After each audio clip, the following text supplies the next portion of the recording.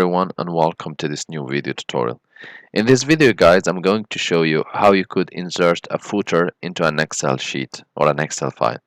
So this is my concerned Excel sheet. I will just open it. You click anywhere and then you select the option insert. You go to one of the options in text box called header and footer. This Excel would automatically insert a header, so go just and select footer on the left side and select page 1. Once you have clicked page 1, this will include the number of each pages. If you would like to name those pages, as you can see, each page has the name page plus its number.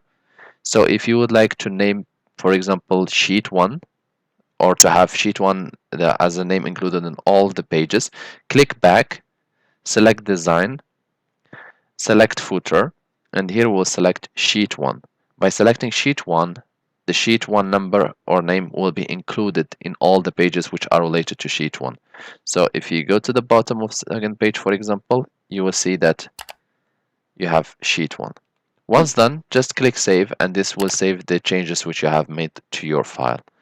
Thank you for watching and talk to you soon in a new video tutorial.